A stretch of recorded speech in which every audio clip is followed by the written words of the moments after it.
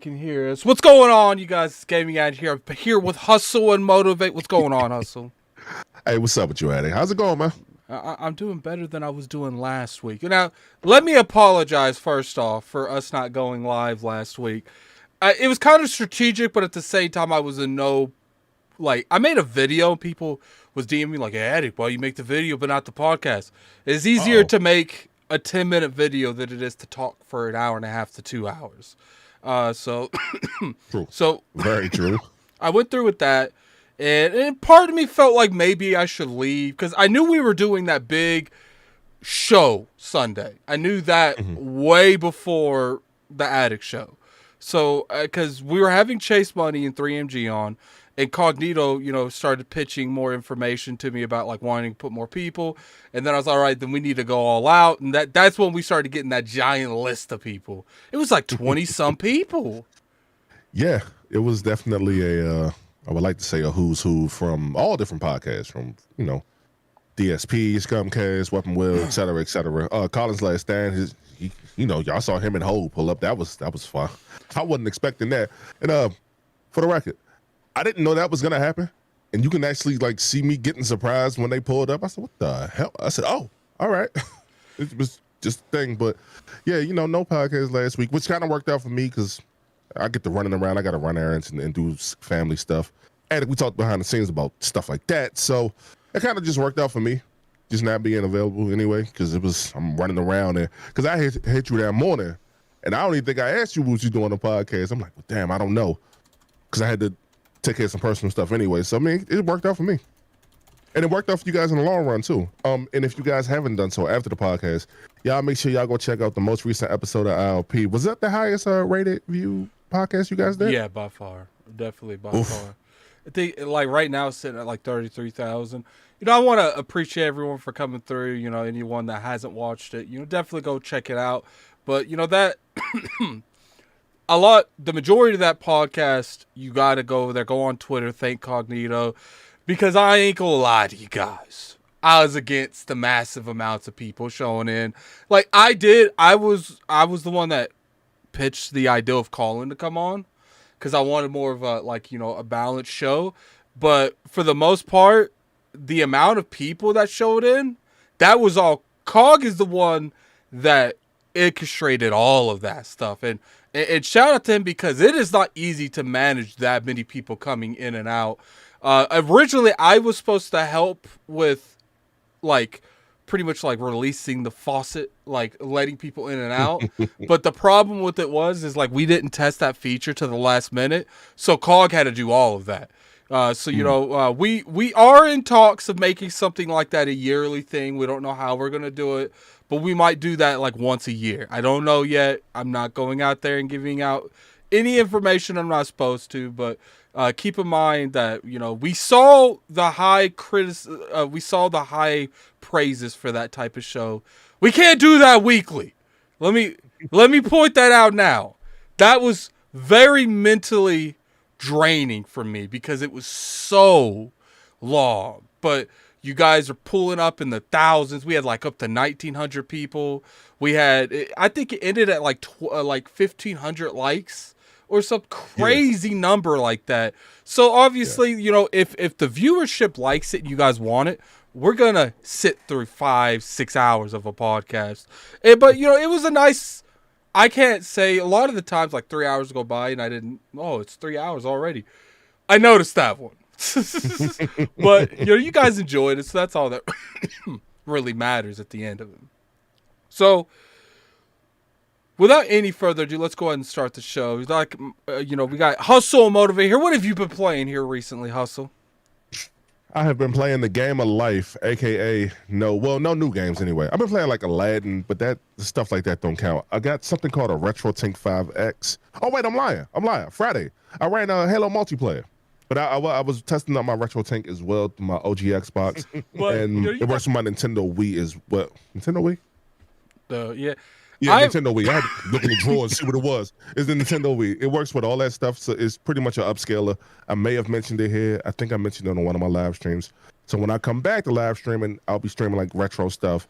And I think I mentioned that here too, but I pretty much just been running through that. Like I said, I got a little time in with the troubleshooters over on Friday, so we had fun playing Halo.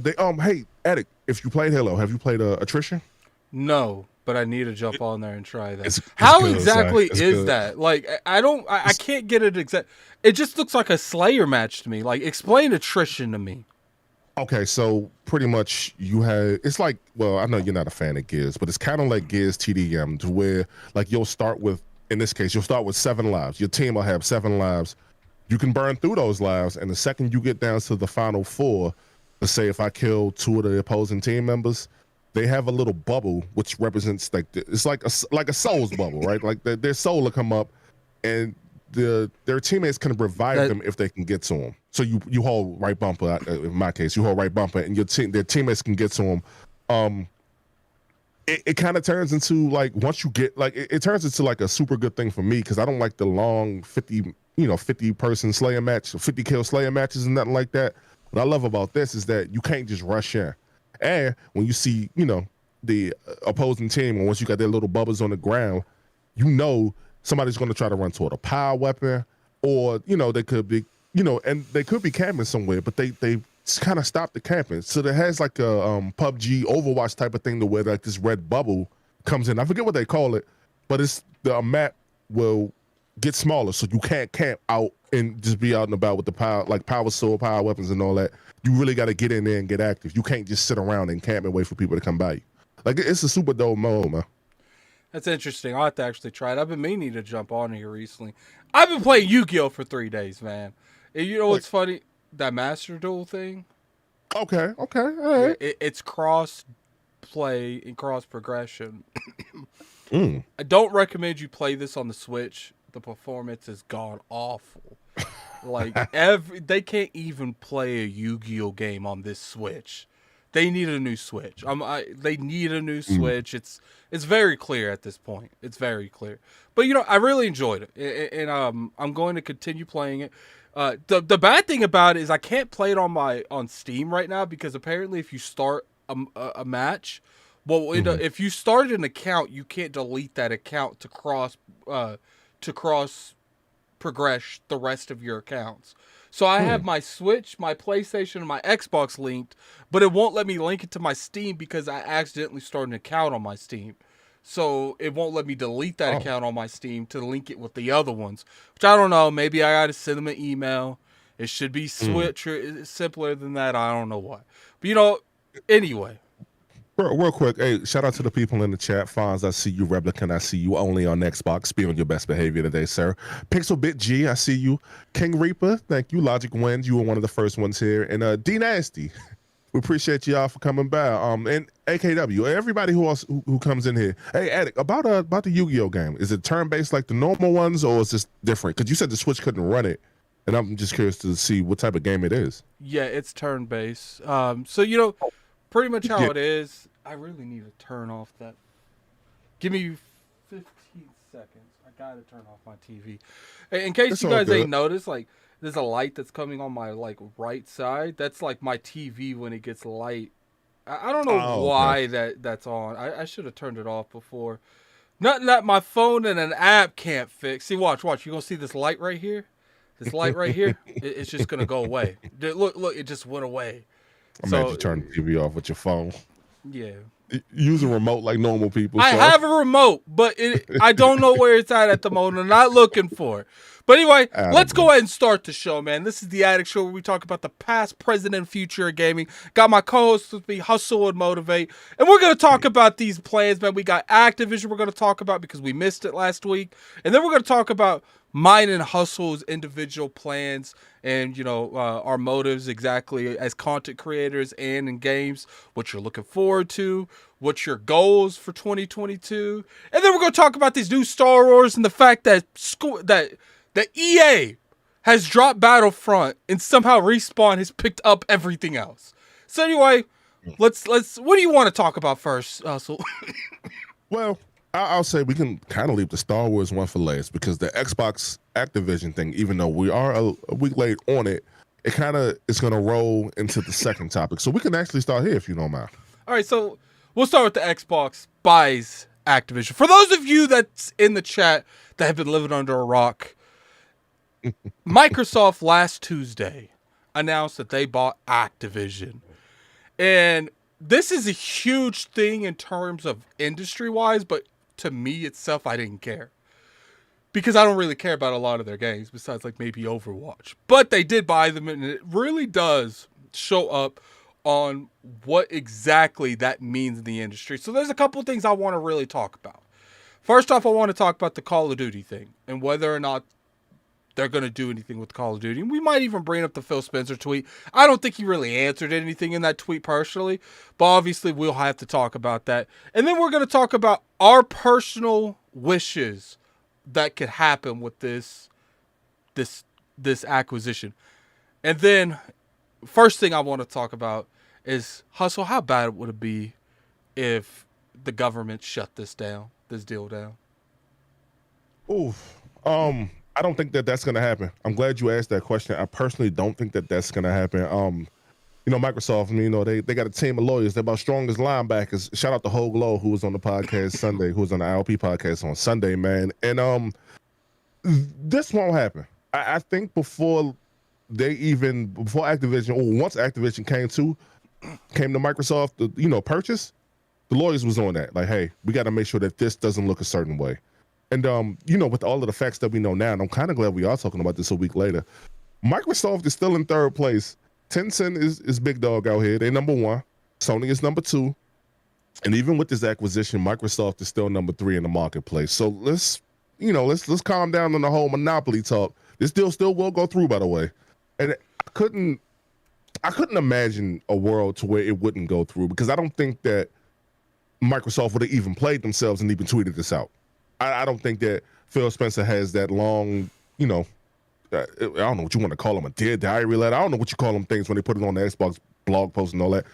I don't think he would have even wasted his time had they thought that this would have fell through. I want you to answer that question. I have another question for you. Yes, sir. Personally, I feel like, because there is a possibility this will go through, and I don't think it's very high, but there is a possibility, because at the end of the day, I do feel like Microsoft has a team of lawyers just sitting somewhere that were literally just crunching numbers and the possibilities that this wouldn't go through. And it was clearly made a little bit ago, like not a long, like people need to realize too, that this was done at the last minute too. This isn't something that was done 6 months ago or a year ago. Like this is probably within 3 months that this was decided. And I don't think they would come out publicly unless they pretty much talk to everyone.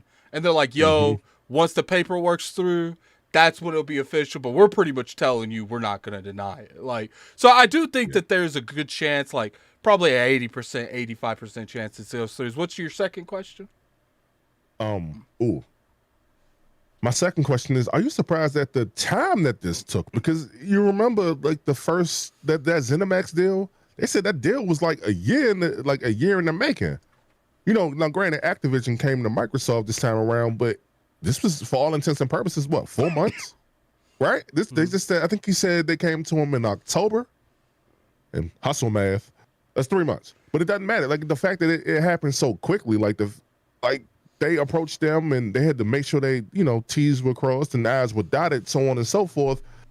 If we didn't and that's, I'm glad we're doing this today, because my first initial thought was, how long they been talking to them? If this is 10 times the amount of that ZeniMax deal, the Activision Blizzard deal, like how long were conversations going on? I was like really and truly surprised to know that they only went on for a handful of months, less than that. It was just like that's the wildest thing to me. Like, especially when you're dealing with that type of money. And hey, Adam, before you go, is it Natalia? What's his name? Phil, I want to make sure I get his name right. Not Phil Spencer, but the other gentleman who just pretty much gave him the blank check. They're all in on gaming, dog. That's $68.7 billion. Yeah. And they paid for it in cash, by the way, which I didn't mention on ILP. They paid for a straight cash, homie. Which is insane. Who you telling? Huh? Microsoft, let's just take that in, Hustle. Microsoft has cash just laying around that is equal to more than Nintendo is worth. Man, no stocks, no bonds. no partnership, no merger, no. It's money. Hold on, I'll be back, y'all. Let me get the money out the shoebox. Like, don't go nowhere. Like, what? That's insane. Yeah. Microsoft found enough money in the couch cushions to pay for Activision. Man, yeah. And I do want to respond to a couple of people in the chat. Hey, Replicant. Yeah. Hey, you know what? I'm so glad. He said it's a huge L if Facebook or Amazon didn't get him. Yeah, it is. But I would rather prefer Microsoft actually get him. I was talking about physical media yesterday. I played the Order 1886, which is a really good game, by the way. If y'all haven't played it, it's like $5. Go pick it up, right?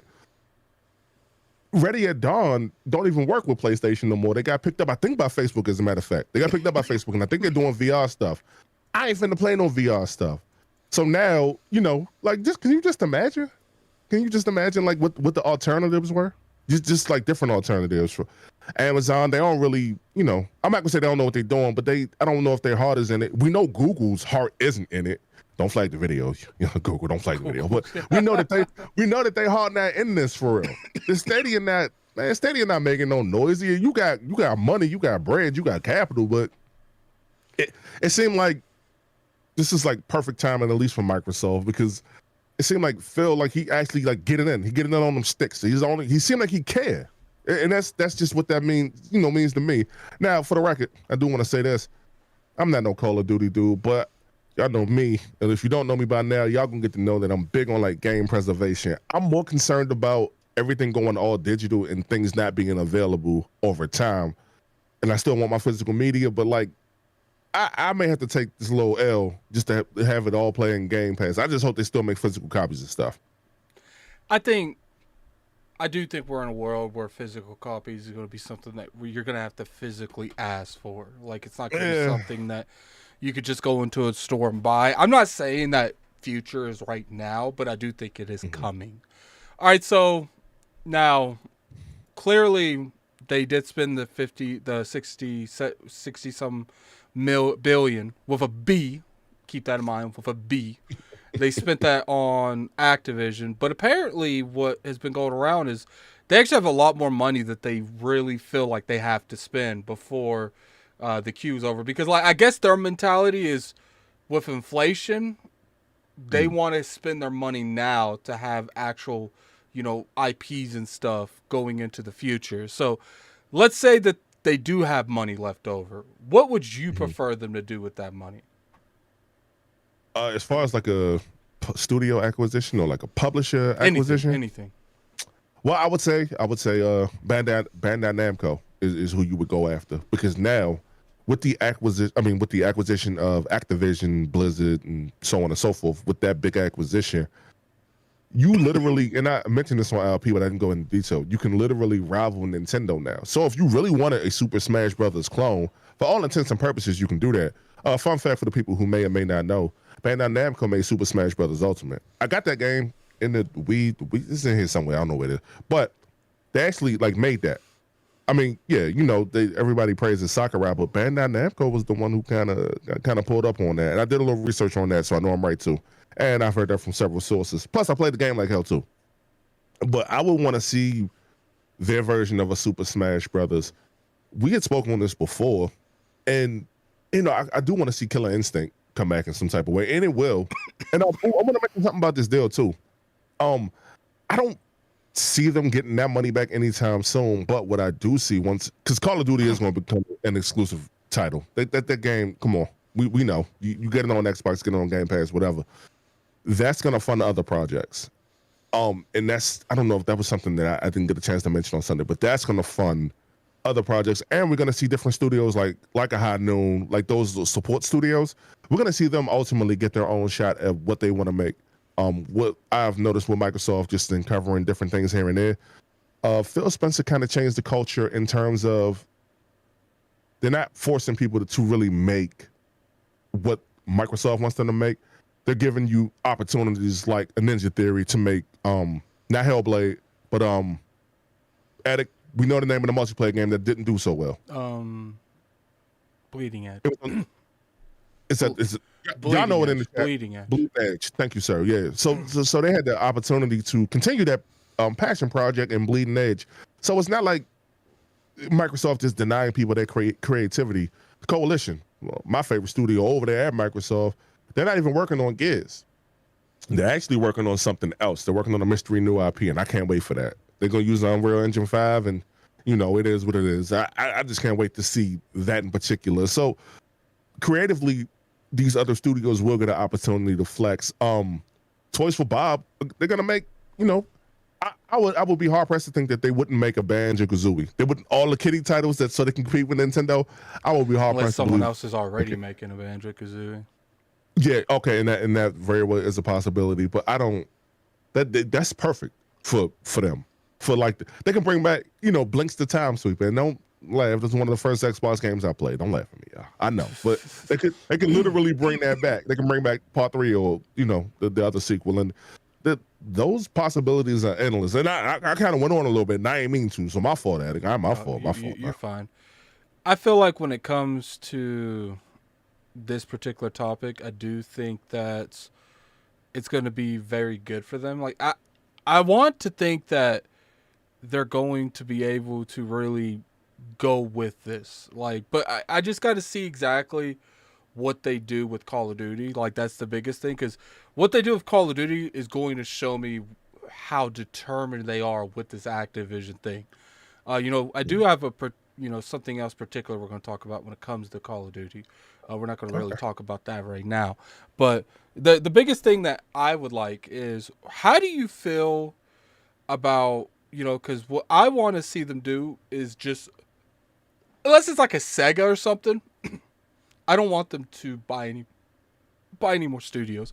I want them to stay away from studio acquisitions, unless it's something Eastern, like a Sega or Bandai Namco, perhaps, or something they could give them a diversity that they don't currently have. And I think they're really lacking anything Japanese related. So unless they can get that, I feel like they need to stay away from that, because to me, Activision and what they have, because with Activision, what they have done when they got that Activision hustle is they have successfully locked down the first-person shooter market and the RPG market. Oh, for sure. Western RPGs, for sure. So when it comes to that, we'll get to Super Chat in 1 second. When it comes to that, if you want to play first-person shooters, even if Call of Duty remains on PlayStation, we could agree, even if it remains on PlayStation, they're going to hardcore push you towards the Xbox brand. Mm-hmm. They're going to go on this DLC first, or even DLC exclusive. You're probably, when it comes to like Warzone, I would not be surprised if you start seeing like, what's that thing called? Spartan. Like you start seeing Master Chief ammo or something like that. Someone get this Christopher Hart dude up out of here. That's definitely not Christopher Hart. I was going to ask you that. Yeah, right. get him up out of here. I don't know why people will be weird. It is what it is. I'm not going to address it anymore. If you see something, use your best use your best thinking and just get them out of here. But gotcha, man. So I personally feel like they need, unless it's like a Sega or something like that, ones that they bought from Software. Is awesome. Oh, you got it.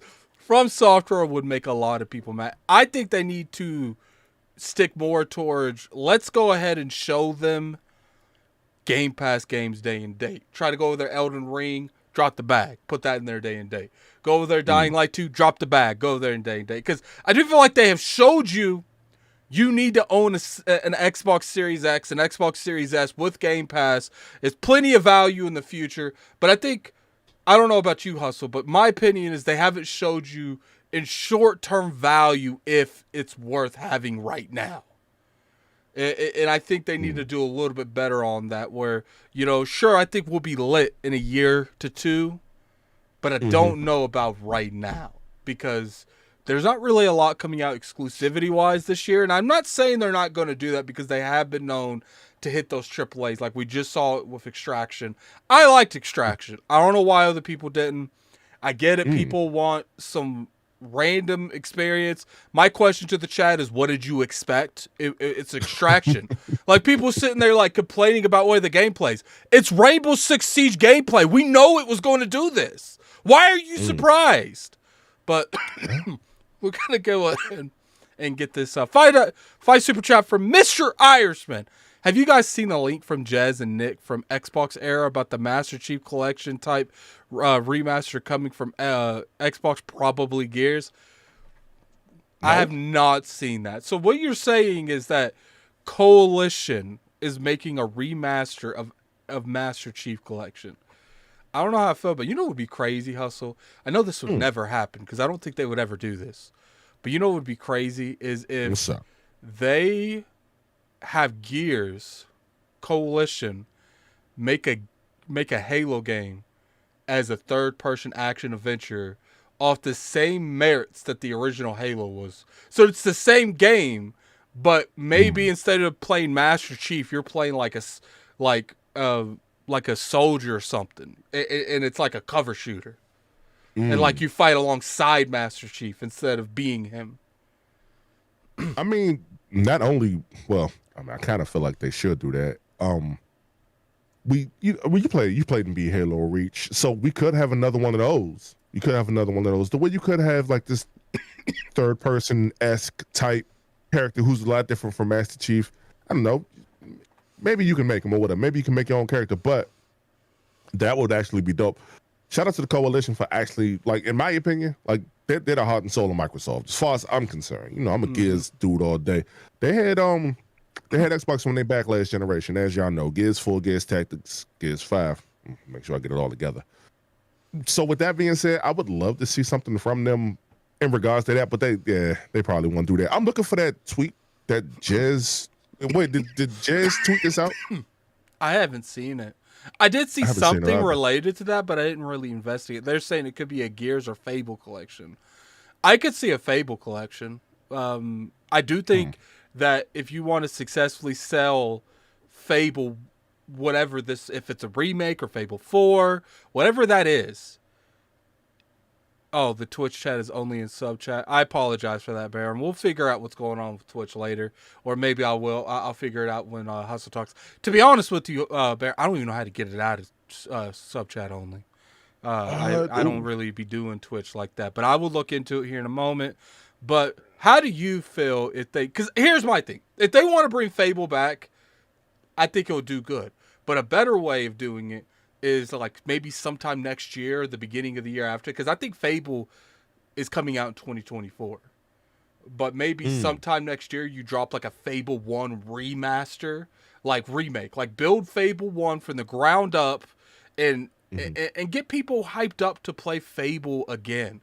And then, you know, they announced it at E3, or maybe not E3. I feel like you don't want to announce it. Maybe if you're going to show gameplay for Fable, I feel like showing gameplay for one and for both is going to be overkill. Like, so maybe, okay. New plan, guys. New plan. All right, so Fable we get at E3, whatever they do at that E3 digital event next year, and then the XO or the Video Game Awards, which I think they need to stop doing stuff with the Video Game Awards and do it at XO, but I get it, more people, whatever, we're not talking about that. At that XO to Video Game Awards, that's when you show the Fable gameplay. So, you know, you give people hyped up with that Fable remake from E3 a couple months ago, and then 3 or 4 months later, you show them that Fable remake or Fable 4, whatever they want to call that. I don't know. You show them that gameplay, and I feel like that would actually really resonate with a lot of people, because a lot of people in this chat, Jason said I don't like Fable. I don't know if you've played Fable, and Fable's outdated as well. So, you know, maybe if they brought Fable back, they made it look nicer, they made the combat better. Maybe you would like that than what you see now. And I think they need to really show what an updated Fable can be before we see the updated Fable. But that's just my opinion on that. And we completely went left with that super chat. Anything else you want to talk about with that super chat? We did. At first I thought you were talking about the game that Blizzard's working on, because Blizzard apparently announced something this morning. I don't know if you caught wind of that, but they announced that they were working on like an open world game this morning, and apparently it's supposed to be on consoles. Shout out to Nebu, however you say his name on Twitter. That's who I follow. And I saw it all this morning. I said, all right, that may be a little too much, but there is a lot going on. Let's see. Blizzard is developing a survival game for PC and console, set in the new universe. And that news article is here if I want to, I'm go gonna be over it. real But with you. I'm kind of tired of survival game. I don't know. Maybe Blizzard. Maybe Blizzard can make a survival game.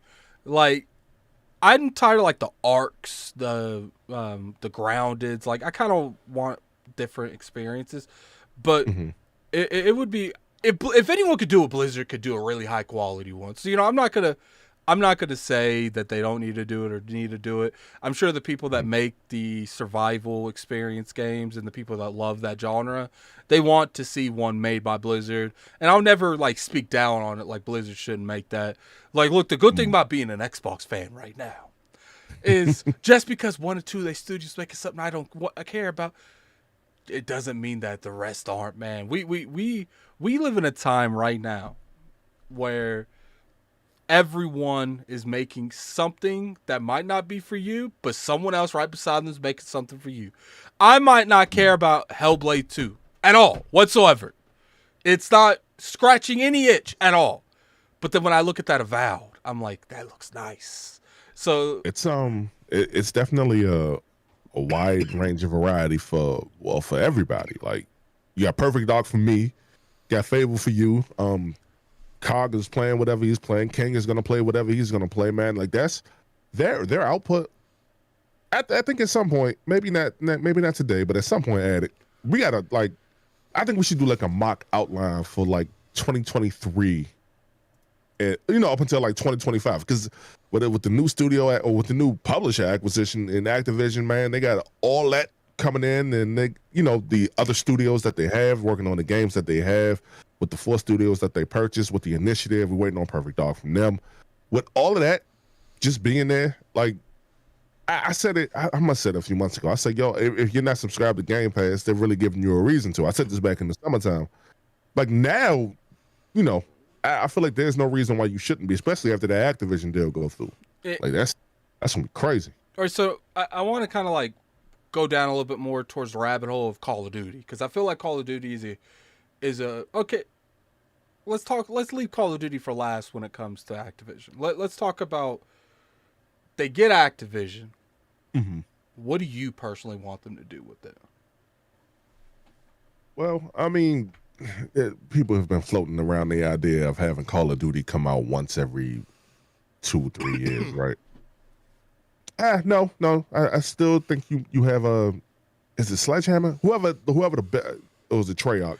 You have Treyarch make those Treyarch, Infinity War, I think the Bob's people help, or the Raven team helps. One of the they both might help at this point, and then it's Sledgehammer. So there's 3 core studios, and then there's support studios that help those 3 studios. I thought Sledgehammer got merged into one of them. Am I wrong on that? I don't. 'Cause I do remember. know. Okay, so that I do remember hearing. I'll say this: if I'm them, I drop Call of Duty every other year, and then have one continuous multiplayer. And what I would do is I'll put the multiplayer everywhere. I'll put the multiplayer on PS5 or PlayStation consoles. I'll put the other one on, well, not Nintendo, but I would have the multiplayer just component keep going. If they're gonna put microtransactions, which they would, I would have them keep doing that.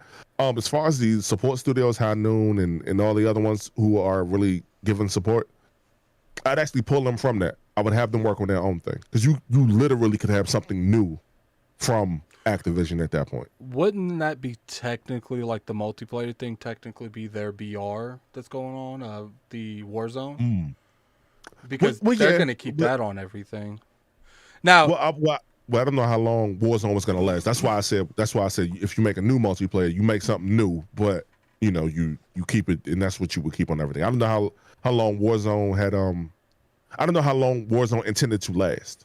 Does that make sense? I think Warzone's going to be for the foreseeable future. Now, someone did in the chat said Raven works on Warzone, so I guess they have a whole studio worked on nothing but Warzone. You know what would be cool and would really sting people? Warzone's going to be on everything. I don't think there's a scenario of this deal that goes through that Warzone isn't on everything. So I think we can all assume that Warzone will still be on the PlayStation brand, regardless what happens to the yearly installments. Warzone stay on there, but I got something, Tussle.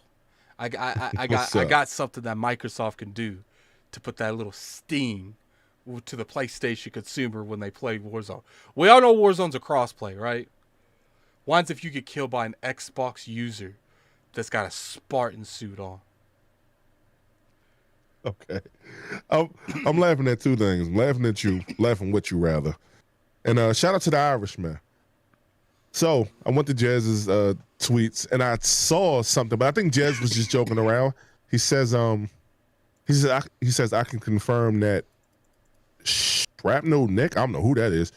Shrapnel Nick's rumor about it's about another Xbox franchise getting the Master Chief Collection treatment, and it's Blinks the Time Sweeper. All right, look, man, it should. By the way, it should.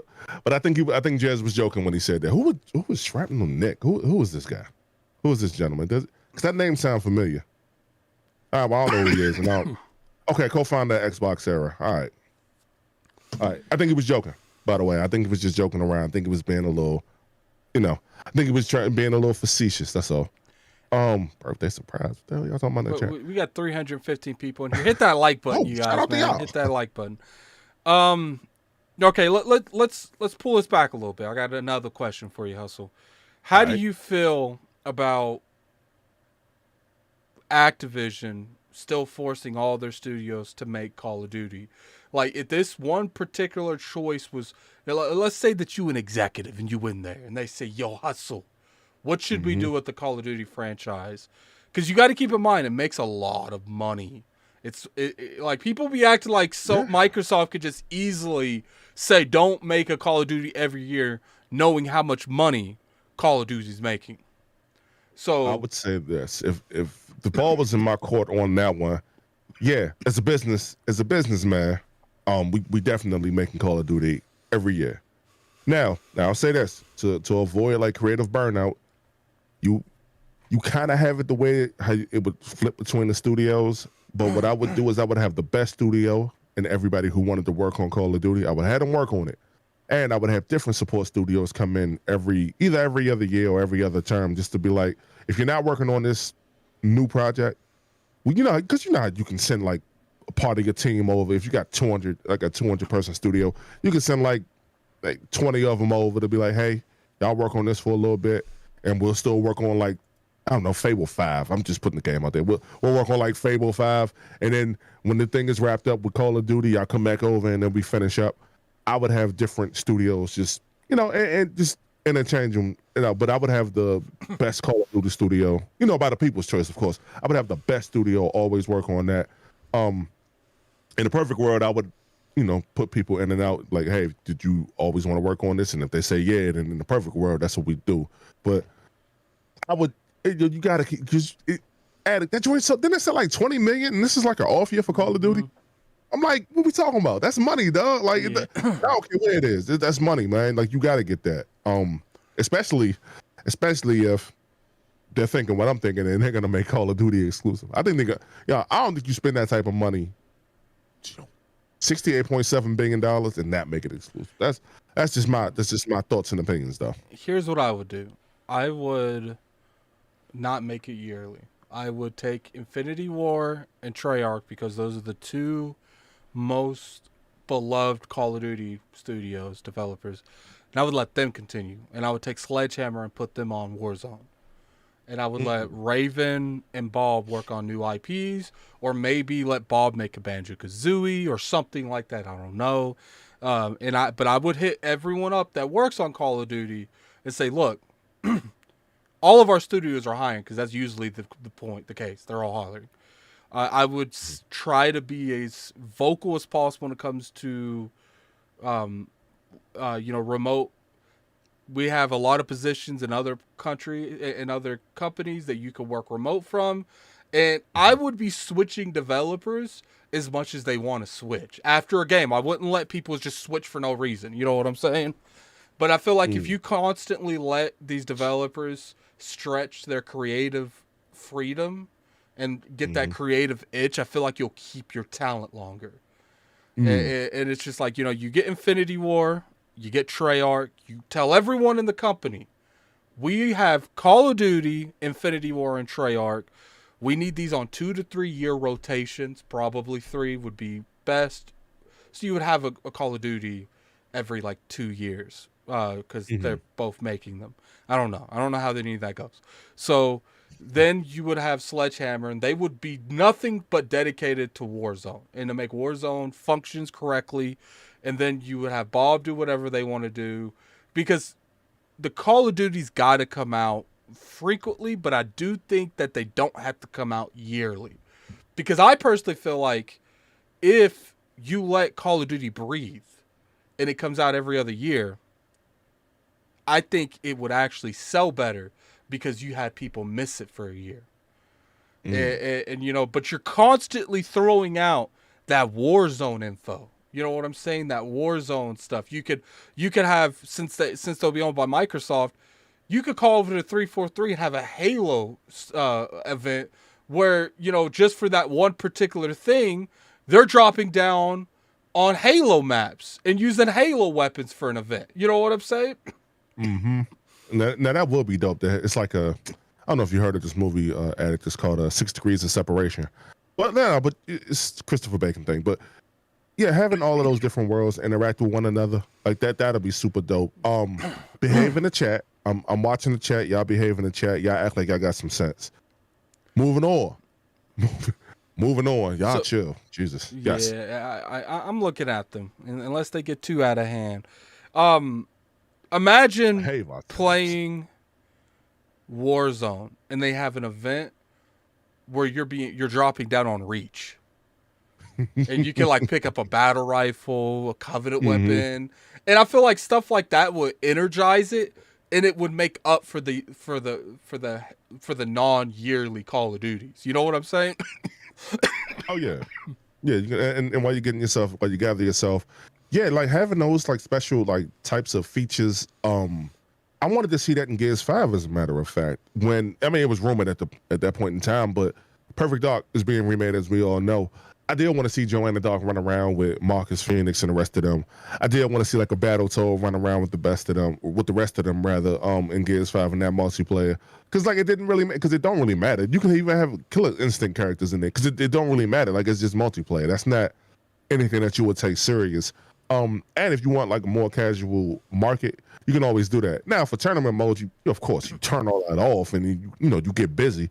But like, yeah, but this is just a regular fun casual mode. Yeah, like throw everybody in there if you got the, if you have the time and the manpower. I've noticed that, other people from other studios will go help out other people, like help out like a different Microsoft. What's up? I do think with all these companies that Microsoft's owning, some of these companies, Activision or not Activision, they might have to get sacrificed to be a support studio, because I do think we're getting to the point where there's so many studios. There needs to be like 4 support studios that do nothing but help the other 36. You know what I'm saying? Like, yeah. Yo, that's 36, by the way. 36 studios. Like, come on, man. Like, it might be 36. I'm pretty sure it's in the mid 30s. Well, I don't know why I'm thinking 30. I don't know why I'm thinking 32, but I might be wrong on that too. It might be 32. But it's still over 30, dog. Like, Microsoft don't need to buy nothing else if we really want to take it there. But yeah, I get it. I mean, but I feel like some of those support studios who will be support studios, I kind of feel like they're going to get their own. Like I said it on ILP. High Noon is going to get their shot and their opportunity to make their own thing. What I would do, because I do think you want to give them their own opportunities to not be a support studio. You have, let's say, support studio 50, support studio of 100. I don't know what kind of support studios I have.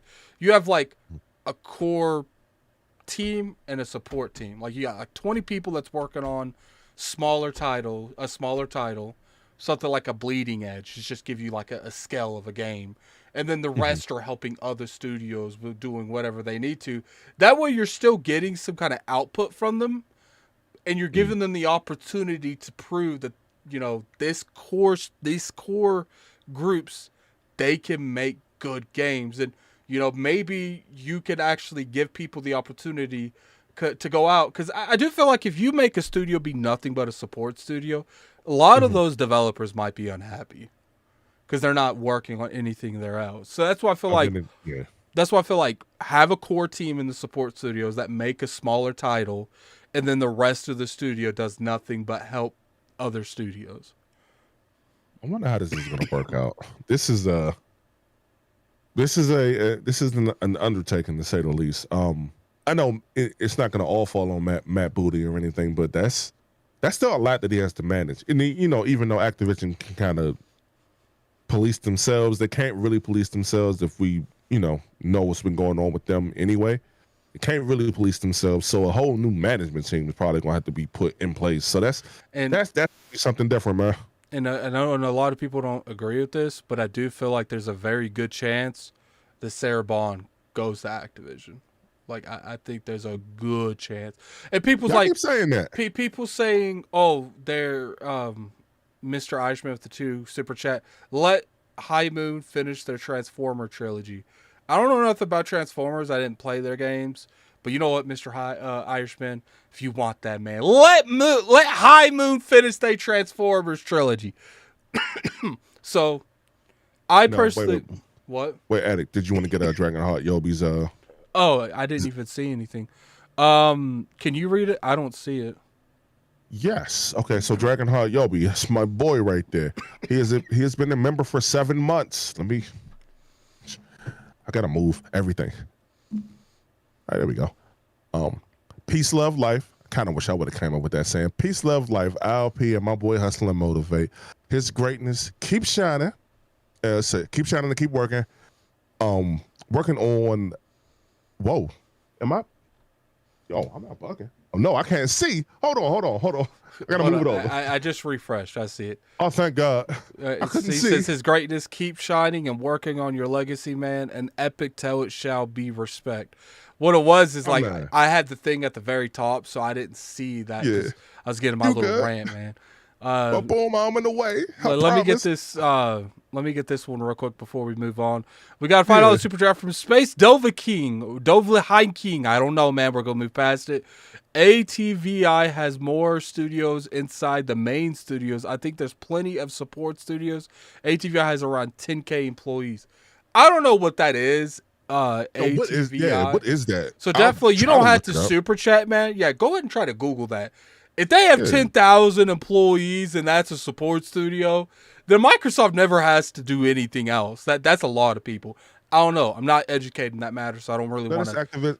It's an abbreviation for Activision Blizzard, but okay. Yeah, it's the abbreviation for Activision. Well, hold on. I put in ATVI. I got Activision Blizzard Incorporated. He might be just saying that it's all the studios combined at 10K employees. All right. Look, I personally feel like Microsoft has something here, and I think that you don't have to, do a lot of things. You just need to really just be very vocal when it comes to what you're going to do with these IPs. Like, once the deal is made, kind of like they did with Bethesda. Mm-hmm. But do you want a year and a half of just waiting? Like, oh, that's so frustrating. We have to wait this long again to find out this info. Oh my God. But I think, even if worst case scenario, Call of Duty is not an exclusive, but day and date on Game Pass. I feel like that's a good worst case scenario. Like, here's the thing, chat. Here's the thing, Hustle. I personally feel like if it is a multi-plat and it's day and date on Game Pass, I personally think that's like poking you every year, Hustle. You're Sony, I'm Microsoft. Every time Call of Duty comes out, your fans got to pay $60, $70, and my people just got to be part of a subscription service. Every November it comes out, I'm poking you, Hustle. Next November, I'm poking you, Hustle. And then all of your fans every year is like, yo, man, that Game Pass over there looking real fine. And eventually they end up moving because they're Call of Duty players. So why keep doing investing the worst? That's just my opinion. So let's go to Call of Duty. Clearly, Call of Duty's big. Everyone's talking about Call of Duty. Hustle, how you think they're gonna move with Call of Duty? Honestly, but I know because we just spoke about it. I think they put it out. I think they would have to put it out every year if they just spent the amount of money that they're spending there. Maybe they're not looking to recoup the 68. That sounds crazy when I say that. Maybe they're not looking to recoup the $68.7 billion, but conventional thinking, just small thinking, you put it out every year. I think you would have to. I think you got to put it out every year. As far as that, I know a lot of people, because it's not wasn't just your podcast what I was listening to. It's just a lot of different podcasts. Oh, they're gonna put out Call of Duty once every 2 or 3 years. We don't know that. And honestly, I guess the more I'm just thinking about it, look, you could have a Ubisoft situation, right? Where absence will make the heart grow fonder. With the last Assassin's Creed, I do believe, it's the highest selling Assassin's Creed. This is after they took like that year break or 2-year break. With the Assassin's Creed, is it Vikings? Yeah, Assassin's Creed Valhalla. Valhalla. Thank you. Apparently, that's their highest selling one. I did a little research on that. So that's their highest one. So maybe it's a good thing, but honestly, man, like it brings in so much bread, dog. I don't think I can picture it. I don't think I can picture there's a moment in time to where they let that happen. I don't think so. Here's how I feel about it. I feel like if they continue to let Call of Duty be every year, every studio's making Call of Duty. If it's exclusive, if it's a multi-plat, it's every year. If exclusive, I don't think it's every year. Because personally, being a game that comes out yearly, I don't think it makes sense for a multi-plat. It doesn't make sense for a yearly game. Because if you're a yearly game, you got to internally check where other stuff's coming from. Like, you're not just a studio that can just deliver anytime you want. Like, you have to maintain a certain map, you have to maintain certain things, and I feel like if they're coming out yearly, that doesn't make sense. Activision being by themselves makes sense to make every studio make Call of Duty. As an Xbox studio and as a platform holder, it doesn't make sense to have 3 or 4 of your developers studios making Call of Duty year round. You know what I'm saying? Because that doesn't seem business wise to me. Sure, they might make some money, but I feel like they might make more money off of doing things when it comes to having them make new IPs. Someone keeps saying we got a super. Check Schreier's tweet. Someone keeps saying that's what I'm doing now. Let me get this super chat while you do that. $5 super chat from Pixel Pit G. Schreier reports that Call of Duty is in contacts with Sony until 2023, and that's it. Also, Microsoft financial year begins in July 2022. Deal can close this year, actually. And then $2 super chat says, check the new Schreier tweet. Okay, so I did. That's a whole article I would have to read. But if because I'm thinking that deal was longer than that, first and foremost. So maybe that's why Jim Ryan came out. Pardon me. Maybe that's why Jim Ryan came out and was like, "What y'all gonna do?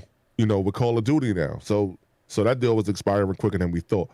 I always thought those deals were longer than that too. But what do I know, right? Damn, that's okay, huh? I kind of want to see 20.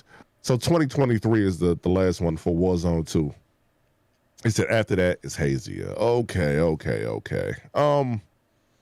Ooh. I think with that knowledge, I just went ahead and retweeted it. Yeah, I'm looking at it now. I think with that knowledge, well, we said it was going to be exclusive, but now it looks like it's going to be exclusive sooner than we thought. Kind of with that being said, I think they still should put it out every year, even if they make it exclusive. They probably won't, but I think they should. The only way I could expire that quick. Yeah, the only way I could see them doing it is they make 2 teams in Infinity War, and two teams in that and Treyarch, and both teams are making a Call of Duty simultaneously. You know what I'm saying? Like, I just personally don't see the point of 4 to 5 studios all making Call of Duty, regardless that they're not all making core Call of Duties, they're still making some form of Call of Duties. They're neither assisting making Call of Duty, they're making Warzone. I don't see Microsoft where it makes sense that all of them are making Call of Duty. Like, as far as a content wise, because Microsoft wants as much content out as possible. I don't necessarily think Microsoft wants a bunch of Call of Duties out. You know what I'm saying? Like, as far as it's a multi-plat, it makes more sense to have those all those studios making games year round. But to me, is Call of Duty strong enough to buy something for $68 billion just to continue to use all of those studios to make that one franchise? When That's you how much money you make. Yeah, I mean that's true. That's definitely true. But me personally, as a gamer, I would want them to have the highest people make Call of Duty, and the rest be doing something different. We got a $2 shipment from W. Ray. Butchered it. We're holding on to that. Do you think Sony will still hold the marketing? If they pay for it, yeah. If they pay for it, right? As long as they have marketing, these deals, I think they will keep the marketing. But the moment that those deals are up, that's a wrap. Microsoft's never gonna let Sony market that game ever. Like, that is through the moment that's over. Unless they pay like they weigh, and then it's not gonna be cool for PlayStation if they're paying that much bread. No, once I didn't think it was gonna be over that quick. I'm thinking 2024, 2025. Like, when I'm thinking, because I always thought, half the generation is kind of how that worked, but generations changed anyway. Yeah. So that they definitely won't have the marketing. All the stuff is gonna be. Yo, listen. I can't wait to see them commercials the way he says. Plays best on Xbox Series X. You can play it not for free. You can play it for $10 on Game Pass PC. Y'all know those commercials coming, right? I'm just saying, you don't spend that type of bread without promoting it. So we got a $2 super chat from Infinity KOD DOK. That was a dumb movement on my part, but more than 20 million players for Halo Infinite. That's a huge number, and I actually kind of expect that. Now, let's talk about Call of Duty in terms of, I wonder if it's against the marketing. Even if Sony is marketing the game, can Microsoft, if they own the company at that time, let's say it gets done before the next Call of Duty, like it's internally done, but they haven't announced it. I wonder if they can do some stuff on the back end to get Call of Duty on Game Pass day and date.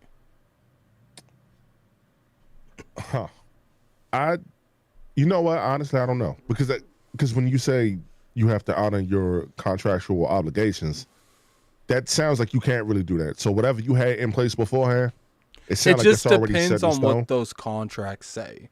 If it blankly says that you can't put nothing in a subscription service, which we have been told that Sony was starting to, do deals like that. But the thing is apparently they made these deals in 2016. That's when they did this deal. That was kind of before Game Pass started really getting some traction. And I don't think Sony really would have had anything to worry about when it comes to Game Pass, because it's Call of Duty. They never expected Microsoft to ever buy this kind of company. So kind of makes me think that maybe Sony didn't go back and redo any type of verbiage with those contracts, because maybe internally Sony thought that would never be an issue. I mean, hey, when Game Pass first started, I didn't think it was going to be as successful. Well, maybe not successful, but as popular as it is now. So I'm sure that the team over there at Sony, or whoever's over there at PlayStation, whoever was overseeing it, I'm sure they had their lawyers look at that. Because at that point, you got to cross your T's and dot your I's. You got to make sure, it's like Murphy's Law. Whatever can happen will happen. And I think in this case, I think they got that sewn up. So I don't think we see anything different come out of those contracts. I think they honor those contracts first, and if it is until into 2023, like the tweet from Jason Schreier suggests, I want to make sure I read that article before I really put it out. If that is anything to go by, then you won't even have to worry about it too long. Like 2024, for sure, at the sound of what I just read, then you'll be all right. And hey, 9 Lives. Well, okay, because I don't think you're the first person. Maybe you. No, you're not the first person. You on Winter Soldier. Where y'all getting that information about Halo? Someone, because that someone super chatted earlier, so that's out there. All right, so I while want we to know where wait we for getting them, that. while we wait for them, Mhm. let me ask you a question.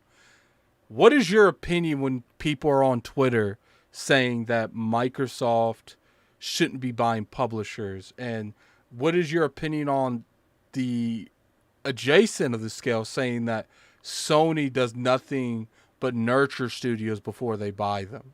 So what is your opinion on this matter? Because it's been a matter for a while where people say Microsoft doing nothing but buy studios. They're not really having a mindset with them, which I do think there is some kind of valid truth to that. Like I think Microsoft, they have an idea of what they want to do with this, with a company like Activision, but as far as like sitting down and having a roadmap or something, I don't know if they have that. You know what I'm saying?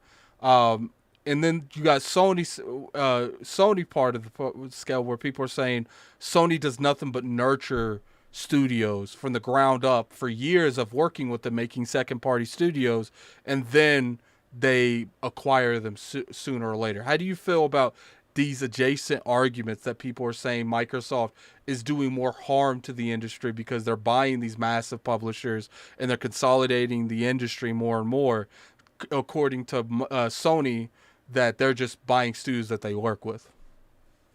All right. Let me address PlayStation nurturing talent first. With the PlayStation, shout out to them because they are nurturing talent. You have like a studio like Insomniac, right? Had them for so long. They thought the grass was greener, no pun intended, on the other side over here. Microsoft, well, say over here, but over at Microsoft or over at Xbox, it did Sunset Overdrive. It was cool, but at the end of the day, Sony picked them up for $229 million. Spider-Man, out of here. Spider-Man is doing what it does. And Insomniac is probably like the premier studio over there. As far as nurturing talent and working with talent for such a long time, that's good on PlayStation's part because they can get everything for the low. They don't got the money that Microsoft got. Microsoft, and I'll use a sports analogy here. Shout out to anybody from the DMV. Microsoft, in the way that they're moving with the money, they're kind of like Daniel Snyder from the Washington football team. I had to term. Typically in sports, when you just buy and buy and buy and buy and buy, sure, you may have, on paper, you might have the best talent regardless. But y'all know in sports, you typically will fall flat on your face. In the NBA, you have to build up through the draft. And, once you build up through the draft, you can win championships. For the most part, you might have a LeBron situation the way you can put talent together and you can win a couple championships, right? But a lot of times it doesn't work out in your favor. Colin had actually mentioned this yesterday. I'm cool with Sony nurturing talent. That's one of the first things I said to Cognito. I was like, for Microsoft, this was long before this. Matter of fact, the last time he was on with us, I said, what they should do is nurture talent. But they're not in the business. They can't wait to nurture talent. So they got to make these acquisition deals. And I do want to say for the record, if Sony had the bread that Microsoft had to spend, I mean, we'd see that from them too. For the record, we would definitely see that from them too. But I would say, is the consolidation thing a problem? Yeah. And it's not just for physical media, like I've been trying to hammer home this whole entire podcast. But it's going to be an issue a little bit later. Like, Addict, let's say we live in a world where Xbox is running it, Microsoft is running it, right? PlayStation, it's a shell of their former self, Nintendo too, right? Everything's on Game Pass. We can't get nothing physical. We can't get no physical games, right? What happens if, God forbid, what happens if I get kicked off of, what's this? Game Pass. Let's say if I get kicked off of, let's say I get banned from it. That means everything that I purchased in there, I can't get it no more? Like, my fear of consolidation comes with stuff like that. Like, not from cheating or nothing like that, but like, it could be a freak accident to where somebody can hack my account and then go off with it, and there's no more hustle and motivate. And I'm not entitled to the games that I already paid for. Like, that's one of my biggest concerns about like consolidation in the industry. And if I'm speaking a little out of turn, y'all in the chat let me know, of course, but you just let me know if I'm not off a little bit.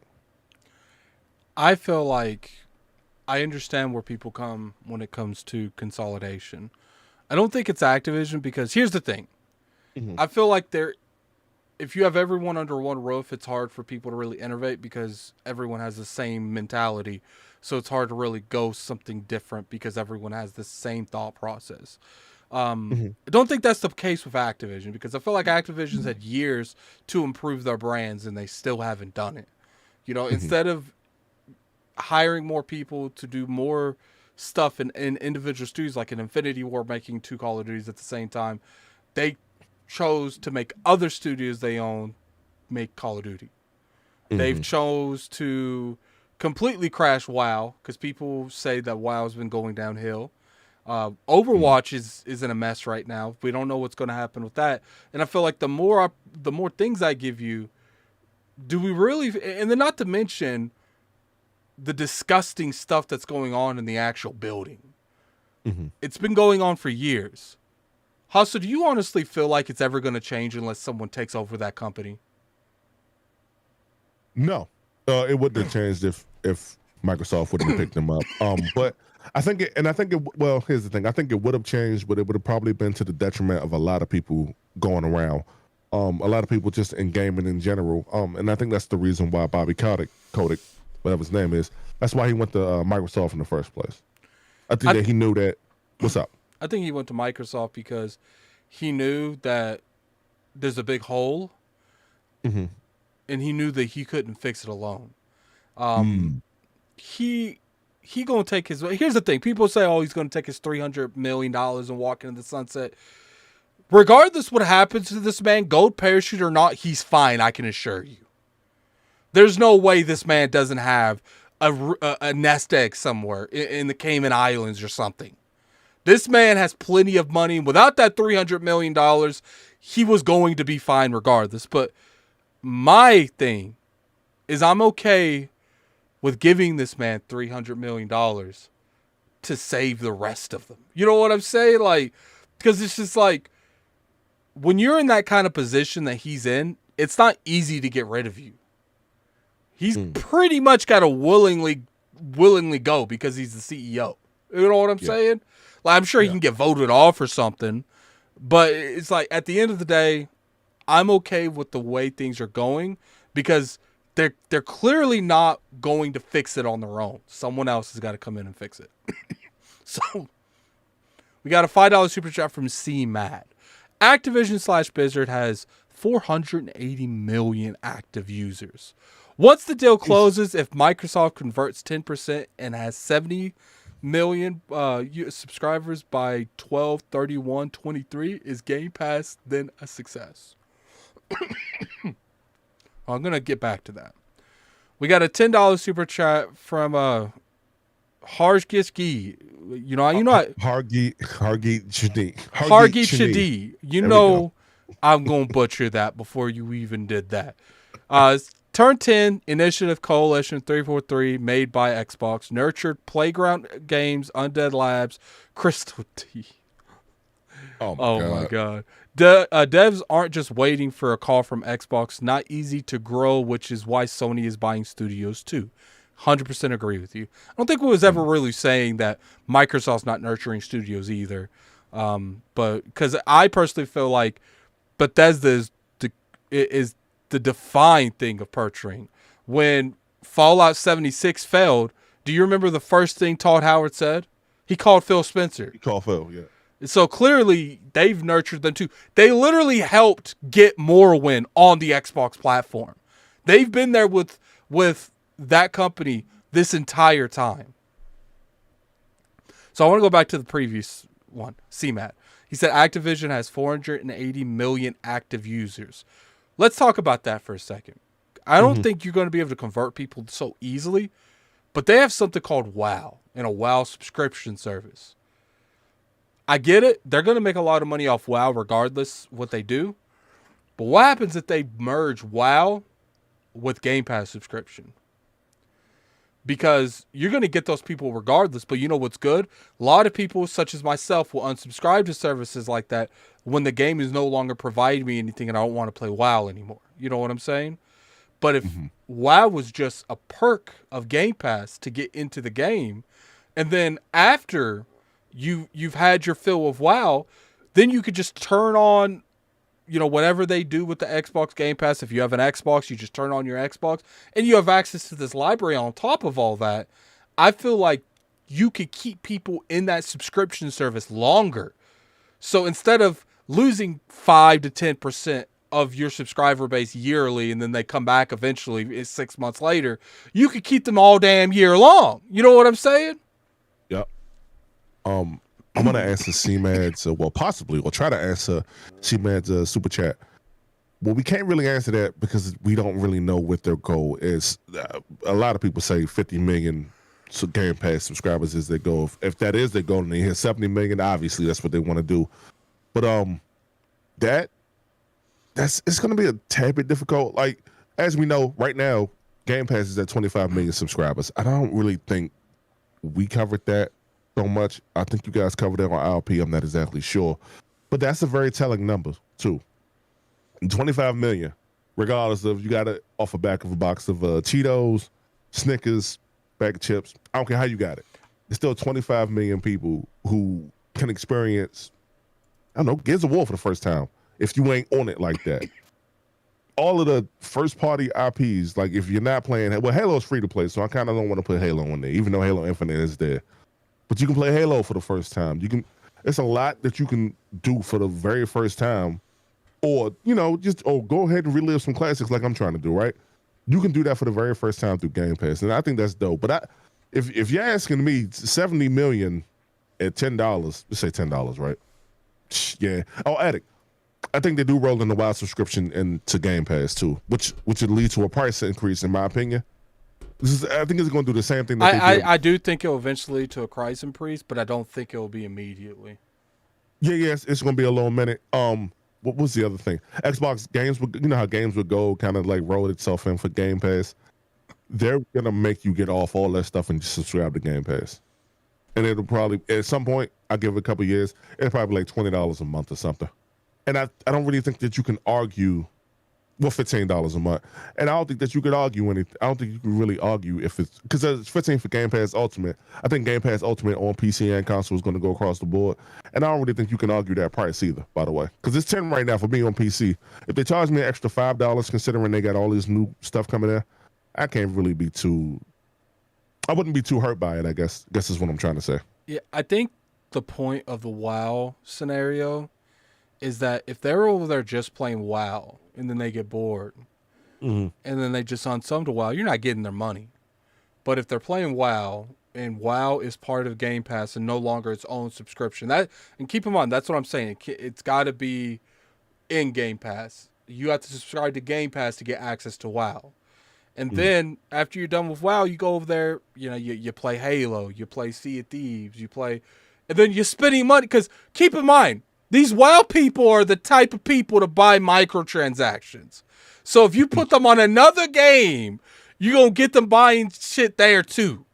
And I think that's the point. Someone did bring up, put the Elder Scrolls Online Fallout 76 in that. I think that's already in Game Pass, isn't it? Like, you get Game Pass, you have access to those games. I don't know. I don't play those games. But, that's just my opinion when it comes to that. Yeah, I kind of want to move on because we've been on this a little bit. And you guys know, go watch the last ILP. You could see 6.5 hours of content on this Activision thing. So we're going to move on to the plans for 2022. I'm going to be talking from Gaming Addict, games I'm looking forward to, and I'm going to be talking a little bit about Iron Lord's podcast. Not a whole lot, because if I be given too many bars on the future of ILP, Cognito will literally shut my internet off. Oh, man. So, Hustle, you go first. What is your goals for 2022 as a content creator, and what's some games that you really looking forward to playing? All right, well, I'll answer the latter first, because that's pretty simple for me. Horizon Zero Dawn is coming out, but before that, Friday, right? I say Horizon Zero Dawn, Horizon Forbidden West, excuse me. But Friday, as y'all know, I'm the Uncharted fan. So, Uncharted Lost Legacy is dropping this Friday, so I'll be playing that. On what? On what, sir? On what? On PlayStation. Oh, that's on right. PlayStation? PlayStation 5. Indeed. So you can play it on PC? Not yet. I'm just gonna get it on PS5, see how the performance is, see if it goes at 60 plus frames a second. We'll see, but I want to see if there are drastic improvements there. I still have I guess that must be in my closet or something, but I still got Part 4 and I still have Lost Legacy on PS4. So I do want to go back and forth between just to I'm not going to do a comparison video, but I just want to see if there are differences there that warrants a $50 purchase as opposed to, I think you get it for $10 a piece for both of those games now. So I just want to see differences there. I am getting on PC because, I got to. As far as my plans for 2022, obviously, be here every Tuesday.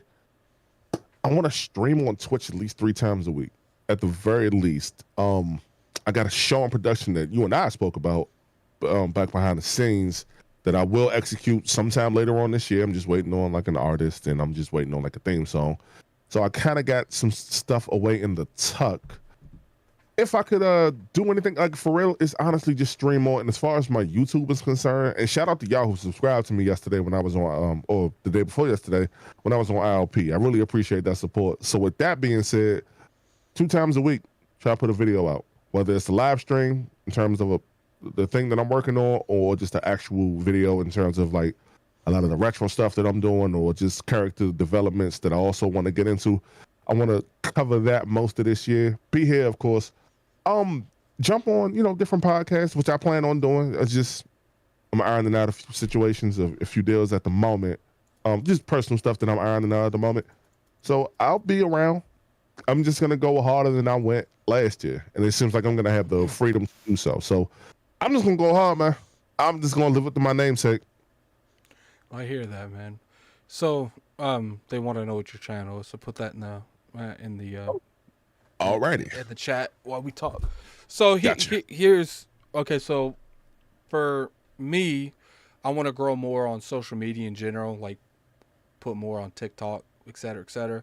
I actually want to start putting more emphasis behind in terms of Iron Lord's podcast. We want to start getting more unique people on the channel, on the podcast, on the show. I'd like actually more.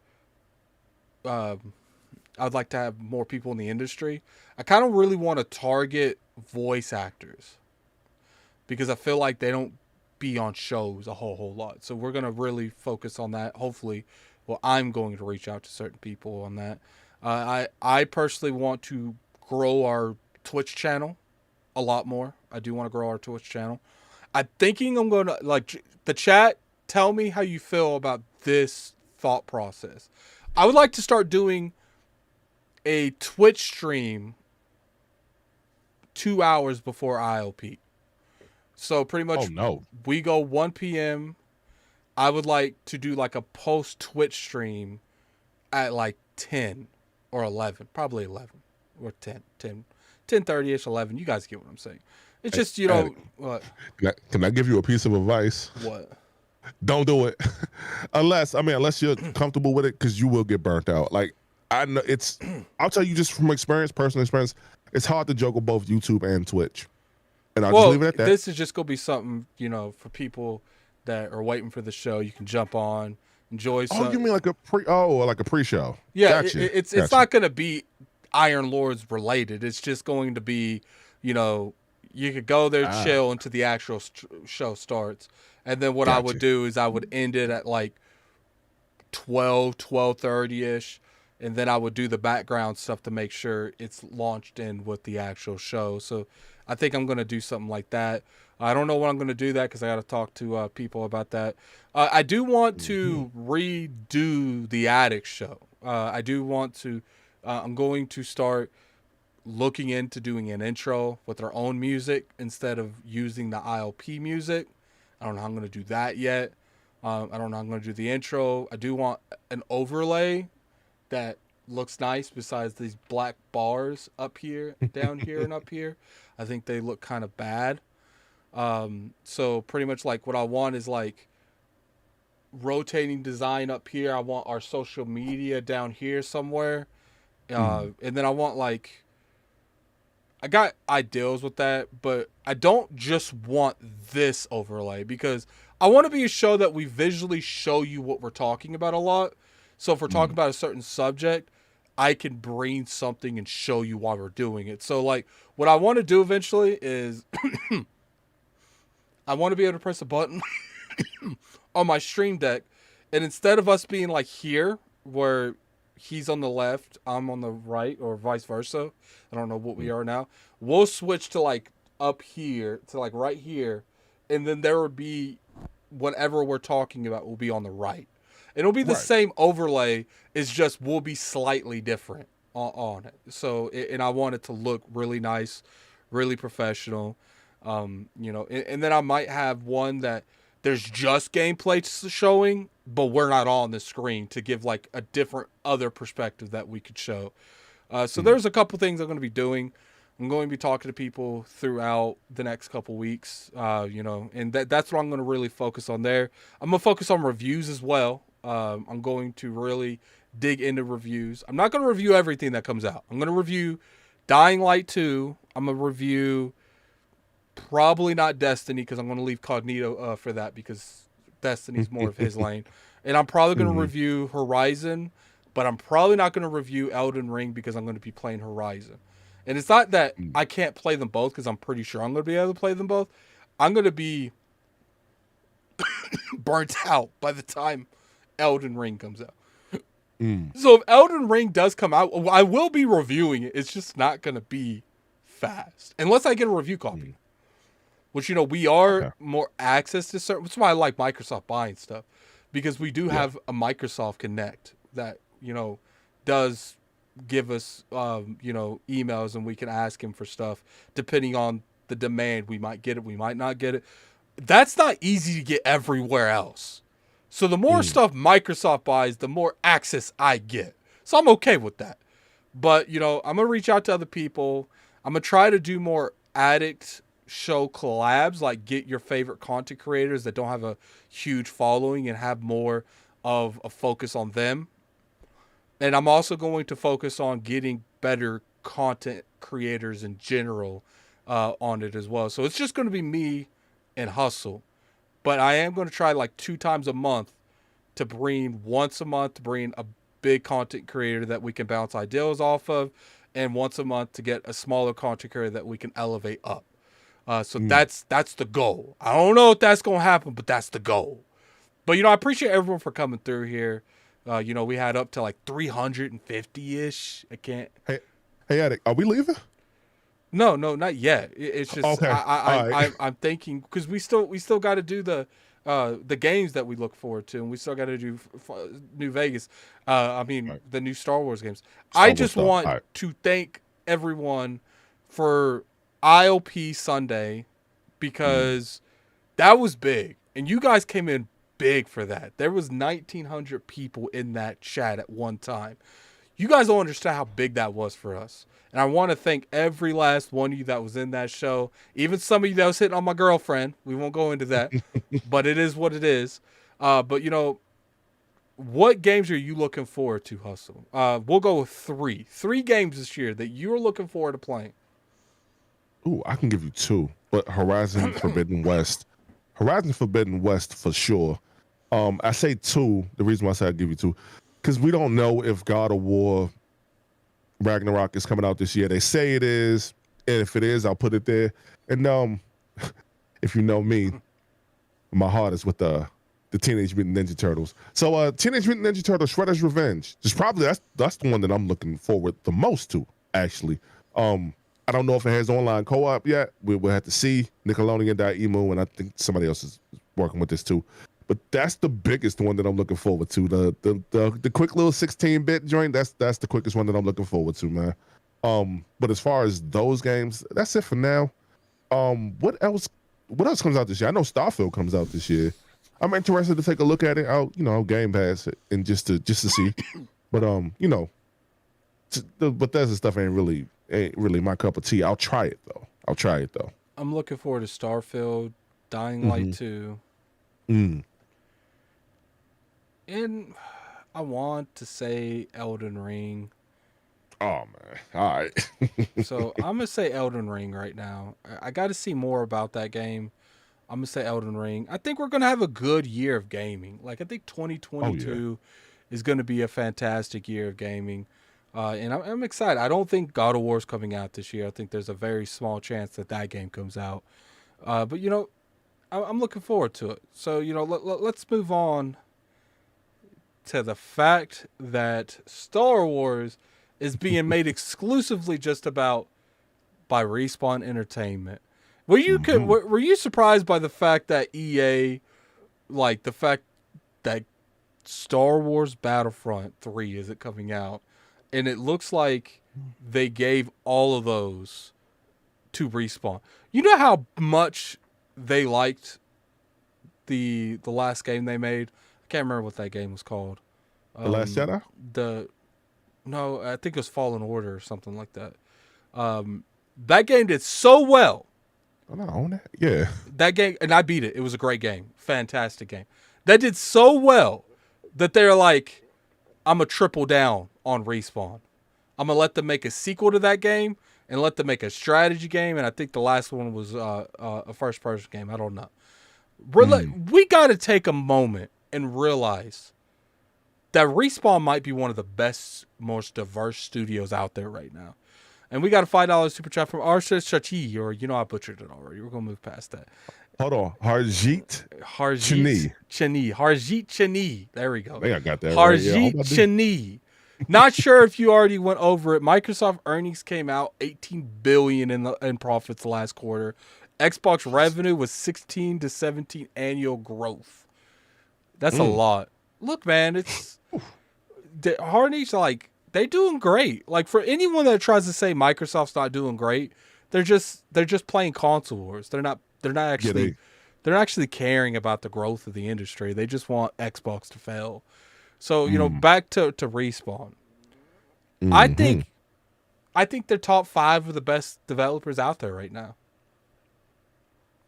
I want to see if Respawn made were these the same people who made Apex Legends? Yes, and they made Titanfall. Titanfall, yeah, lit. I like Apex though. I love Apex. They haven't missed. They haven't missed since they came out. Yeah, so I did a little research on that, and I did want to make sure I got the studios right. And they did make Fallen Order, and that's the game that I do own on Steam. I had to figure, like, I haven't played it like that. That's the dream with Deborah Wilson and old buddy from Shameless. He also played in Gotham. He's the lead role in it. Yeah, their games, first person and third person, they super fun. Fallen Order is a little bit too hard for me though. It was a good game, man. I beat it though. It was a good game. I liked it. Hey, look, man. I'm gonna keep it trail with you, dog. If I play it enough, I'm sure I can get deep into it. But it's a good looking game too. Let me just say that. It looked really good. And the voice acting was on point. But that's Deborah Wilson, and that's the other gentleman from Shameless. And like I would expect nothing less. Yeah, I think the fact that they get 3 games, and these are going to be 3 different types of games too. I think one's going to be a strategy game, one's going to be a first-person shooter, and did they say the other one was going to be a third-person shooter? A strategy. Most likely one of them is the Fallen Order sequel. Mm-hmm. So I would say that third one is probably going to be their try on Battlefront. That's my assumption. Okay, well, we'll see. I'm only optimistic about that deal because I do like Apex. I do like Apex a whole lot. Fun game. I just wish I honestly wish I had more people to play with, and I also wish that the EA launcher wasn't such trash. One of those EA launchers is absolute garbage addict. Yeah, or whatever it's called. Yeah. Oh my god. Well, yeah, actually, not that one. Not to backtrack a little bit. We'll backtrack just for a couple seconds, or however long this takes. What do you feel like they need to do a BattleNet, Microsoft, with Activision? You use it. Yeah, I think they need to rip Game Pass out of the Windows Store and surgically put that nice looking way into the BattleNet and just use BattleNet. And I'm sorry, I know people aren't going to like this next statement. I think they need to rip their games off of Steam and surgically put those games on BattleNet. Because I feel like Windows didn't do it because it was a bad launcher, but people have said BattleNet's a good launcher. So I think if you put those games on BattleNet, you're going to be fine. Like, I think you might upset some people. I don't know, maybe they want to sell it on Steam because they know that there's those Steam fanboys that's going to buy it on Steam because they don't want anything else. So they get their fruit and they get everyone else's fruit. So I can understand they want to do that because if you want to abuse those PC fanboys, do it, man. Oh, man. It's on me. Oh, It's on man. me. Come on. Well, let's not do that because I definitely game on Steam. And Look, here's if what I you will want say. to go out there and buy a game when it's on Game Pass on Battle.net, you deserve to get manipulated by Steam. I'll say this. Well, hey, when I buy a game on Steam, 9 times out of 10 it does work. But no, I'll typically try a game on Game Pass. And if I like it, then I'm like, all right, cool. I'll just go cop it. Like, I'll just go buy whatever it is. I'm going to try Death's Door, which I think is on PC. I'm going to try Death's Door. And I told King I was going to buy it anyway. And I completely forgot about it. I'll buy it sometime this week if I play like an hour of it.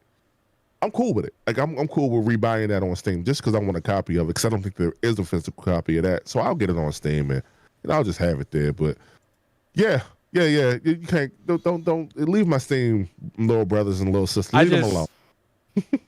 I just feel like that one of the reasons that they failed was because Windows Store was so bad. It was so bad. But I do feel like when I talk to like PC gamers, they don't hate Battle.net. They just prefer Steam. Like for the most part, like people will go to Battle.net when they want to play something. They won't go to Windows. Like, think how bad Windows Store is. That people just won't buy. People will go to Steam to buy your stuff at full price rather than use Windows to download your stuff at Game Pass. Part of me feels like that's intentional, but that's just me. I don't know. Well, I feel like I'll tell you, you're a software company. You still ain't fixed your Windows Store. It's pretty bad.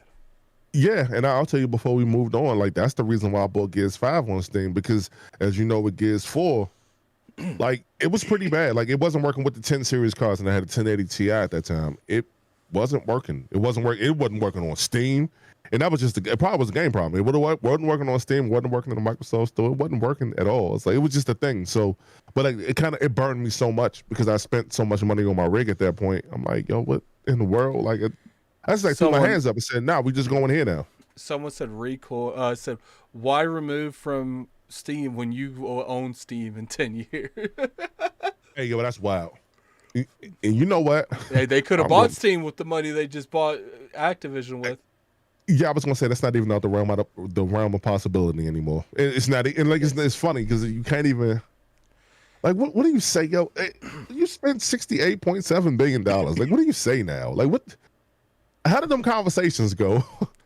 Like, man, look. Anyway. I feel like Activision throwing out a number was probably very uncomfortable for them to say 60. They probably try to aim higher. You know, they probably worked their way down to that. But imagine trying to walk into any meeting and you sitting down for a conversation. You're like, I want $80 billion. You want what? Not it.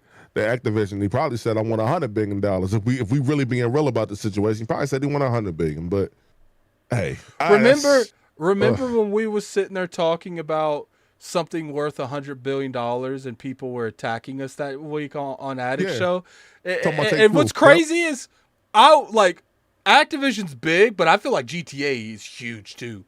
Like I feel like if you bought Take-Two, it wouldn't be too much more or too much less. It would be around this to buy Take-Two. It wouldn't be like, because here's the thing people don't realize. When you buy a company, you have to buy all the assets that they own. You have to buy the market cap that they're worth. And you have to pay a little bit more on top. Not a little bit more. A lot more on top. Usually the way I've been described is it's like you have to pay what the company would make in 10 years on top of it to make up for the fact that, you know, that's one of the, he's like, look, this is what you're going to make in 10 years. We're going to put that on the list, and that is what we're going to pay you. That's the whole amount. And that's, yikes. I don't know how the value of something's brought up. You know, maybe that's something we can ask Hogue when I eventually get him on because I need to actually ask him. But, you know, pending, we'll ask that. But I do feel like it would cost a lot of money to buy Take-Two. But anyway, you got any last thing about this Star Wars thing? Respawn is Respawn's a hell of a choice. We being real, it's a hell of a choice. I look forward to seeing the first person stuff and the third person stuff. The strategy stuff, so much. I'm not no strategy cat. I have not played Gears Tactics. Maybe I should play Gears Tactics to see if it can. It was good. Kind of sway my. Yeah, I want to see if it'll sway my my opinion on those types of games. But man, hey, I haven't played a strategy game, I do believe, since it's before your time, Addict. A game called Rampart on the Sega Genesis. I think it was on the Master System, and I think they brought it back out for the Sega Genesis. But I haven't played. That was well over 20 years ago. But yeah, I'm looking forward to it because I remember when The Last Jedi came out. That was a moment when it did come out. That was like we saw everybody doing like boss rushes. We saw BG getting it there. I don't know if you're familiar, but Stella Chung, but she's over there at IGN. She had a moment that went viral because she kept dying on a boss, and somebody told her to turn the game on easy, and it didn't go well. She clapped on old buddy in that comment section of her stream, by the way. She clapped him, but like that whole game was a moment, man. And I'm just with it. I think and I want you to correct me on something. Star Wars 1313, that was a game, but that was canceled, right? Mm-hmm. That was the one that Amy Hennig was. Yeah. Jesus. Next, ask me. Well, first off, let's get the $5 super chat. You can read his name, because I'm Hargeet Shani. Hargeet Shani says Val is just a pastry, $4 billion. Upholstery, $4 billion. Chump change, not public, so would only cost around that much. It would probably cost a little bit more than $4 billion because I don't see him selling it just for what it's worth. They could probably get it off him for like 9 to 10. Because here's the thing: like when you go for these negotiations, you don't want to go twice. You want to get that up out of there. So I do agree with you, Shani. Like he could easily buy that company. That's wild. And what's funny is it was rumored a long time ago that they were literally about to buy Steam, and then something happened at the last minute. I remember when that was a rumor kicking off, and I remember that specifically. That's at the time I was watching Weapon Well. Shout out to Weapon Well. Shout out to the Weapon Well podcast.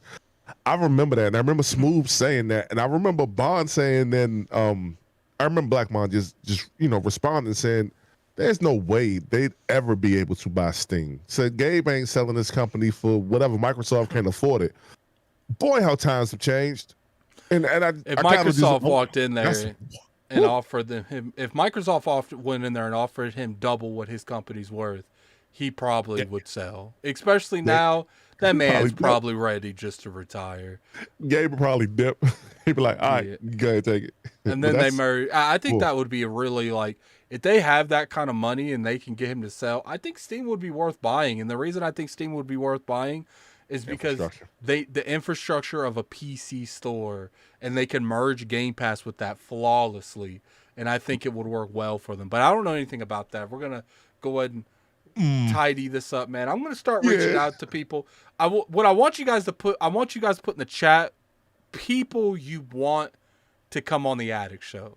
And me and Hustle will reach out to them. I can't guarantee they'll come on. Don't be putting people in the chat that ILP ain't even had yet. Because I could get them on, but I do prefer, because look, we kind of like the sister podcast to ILP, and I kind of prefer the older podcast ILP to grow before Addict Show does. So I will get people on within reason, but if it's like, don't be putting no Phil Spencer or nothing in there, because that ain't gonna work. I ain't doing that. But I'm gonna get a little bit more developers on here too, because I do want to. I want to break certain things down. Bobby Kodak, no, absolutely not. Who? The dude from EA. Oh, nah. Is this Activision? Hey, Nix, I know who you are. Hey, Nix, don't get blocked in the chat. Stop playing, man. You're gonna get ILP tied up in everything. ACG will be on here eventually. He's busy right now because he reviews games, and he's actually was supposed to come on a couple times, but it's just like it's hard to schedule people because we got to work all around our time, and like at the time he wanted to come on, he was literally working on mad reviews, and as a friend, I couldn't realistically be like, "Yo, come on." I had to be like, "Yo, get some rest, fam. We watch you live next week, man, because that man will work days." and oh my god, yeah, his work ethic is crazy. That's the homie. Shout out to ACG, man. Hey, y'all make sure y'all catch the international podcast every Friday at 1 p.m. I think it's 1 p.m. East. I don't remember. I always catch it like midway through, or I catch like the replay. But yeah, definitely go check David Joffrey. Okay, now look. Hey, I wouldn't have no issue with that. I could get David on, and I'm confident I can get David on. I ask a few questions, man. He can educate me on a bunch of different stuff. That'd be dope, actually. Mikey Barra. Hey, listen, Mikey Barra work over at Blizzard, right? Is that Mikey Barra who works at Blizzard? Mm-hmm. Slow-mo backslap. We can get slow-mo on. Oh yeah, that's the homie. Yeah. Oh, yeah, indeed. Dustin will be a solid guest. I could talk to Dustin. I'm pretty sure I can get Dustin on. That'll be fun. Yeah, see, the Volcano High devs. Sure. Well, why not? Hey, I'm not mad at that. And I do want to talk to more smaller indies too, because I want to have more fun when it comes to these podcasts. Because sure, I am going to bring the Addict Spotlight back. So sometimes I'll instead of having the Addict show on Tuesdays, we'll have an Addict Spotlight where we'll break down a game. That won't happen a lot, but I do want to bring those back. And if the news is just crazy that week, instead of having the Addict Spotlight, we'll just have that on like a Friday with just myself, unless Hustle can actually make it, because I know he's busy on Fridays. Mystic, I have no clue who Mystic is. Are we talking about the streamer Mystic? No, he's the PlayStation guy. I do. King I can get King on any week. Like King's not an issue. I would love Todd Howard. I would love Kid Smooth works during the day, so it's hard to get him on. We would have to move our podcast like an hour later or 2 hours later, because he's getting off at like right now. Jeez. Oh yeah. My condolences. Yeah. So we'll work on guests. We'll work on the presentation of the podcast. I think if you're part of the Patreon or you're a member, we might have like a little segment, because these are about. Sometimes I have to drag them out because they're like an hour, and I feel like an hour and a half is a sweet spot. An hour, like 45 minutes to an hour, that's too short. Like, we got to have a little bit. So we might start doing like a little bit of Q&As. If you're like a member or a Patreon, go submit your questions. I don't know. Because that's a pretty... Get Cliffy B. I would like Cliffy B on. That would be cool. But... Go ahead. Mystic is the PlayStation channel. Aaron Greenberg on. Ha! That'd be fun. I follow. We follow each other too. I can ask him. We follow each other on Twitter. Guys, shout Jake out to Balabino. Jake Balabino. I know who that is. Yeah, we follow each other too. I can get him on here maybe.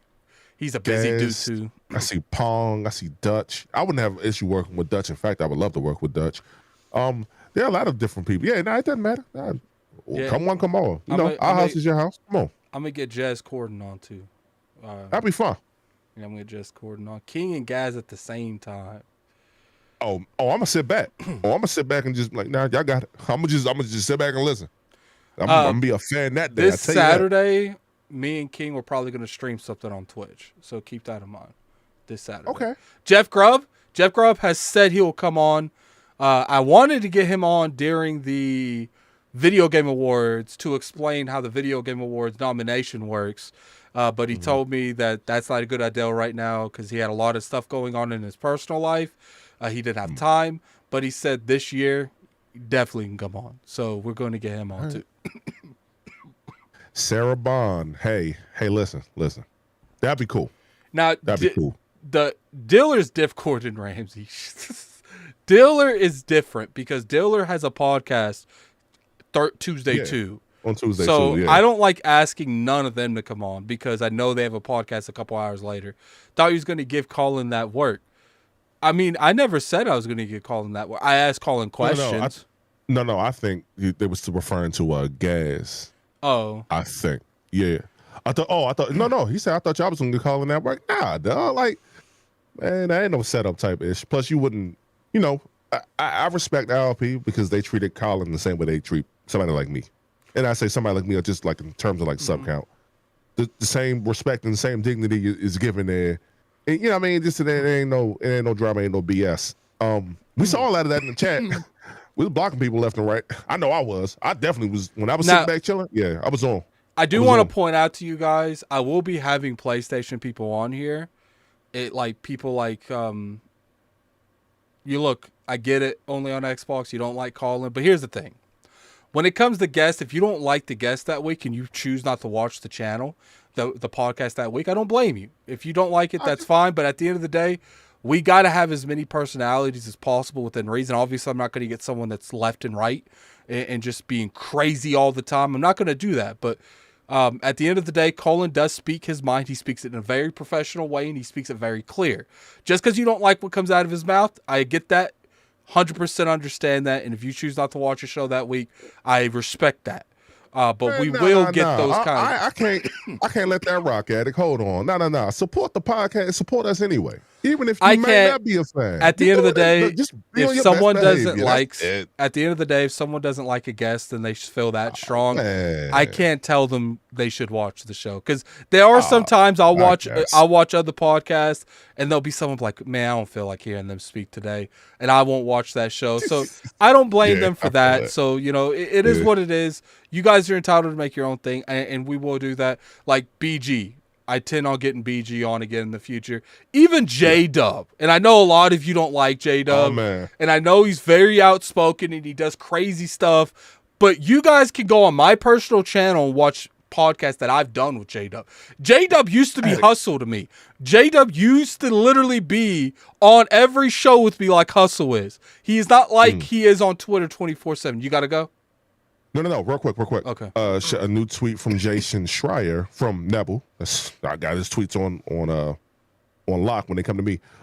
Activision is committed to releasing at least the next 3 Call of Duty games on PlayStation, even after the Xbox acquisition, according to people familiar with the deal. That's 2022, 2023, and Warzone in 2023. Oh, okay. So that's literally. Hey, why not just get this? Never, you slipping. All right. Shout out to y'all in the chat for giving us that information in the middle of the podcast. I'm thinking it's something new. Yeah, my fault. My bad. False alarm.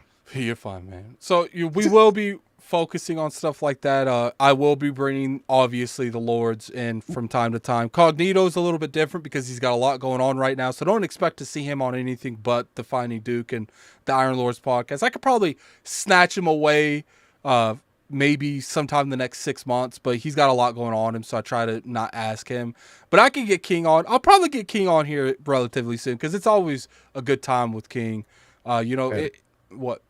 One last thing. Can I tell them to, if you guys want to hear more of the podcast from Sunday and you want to know the difference between Dr. Thunder and Dr. Pepper, can you guys go follow LV1 Gaming or Level 1 Gaming on YouTube? That's my boy right there. Yeah, go over there and support, yes, Fame. Please go support Fame and them. They got a podcast tomorrow night called Double XP. I got to do that. Oh, no. Someone asked about, oh, no, it's Alex. Yeah, that's my dog. Spoiler alert. Spoiler alert. Alex is going to be scheduled to come on ILP eventually. So that's going to be hilarious. We will have him eventually on ILP. I don't know when, but we are in the process of doing that. We are doing a little bit more, like you guys saw Chase Money. We're doing a little bit more of dual shows. So I'm not going to really go into like who's going to be in it, but we do have another dual show coming up in the next couple months. I think you guys will enjoy. All righty. Personally, if I can lobby for a guest as well, I definitely want to see. I see Baron in the chat. Yeah, Baron, get Baron over here too. Like, he's another one, man. Baron Dallas, the guy that you had rapping every week on the Iron Lords podcast in the very beginning. Yeah, that's another one. Like it's quite a few of them who have a whole lot to offer.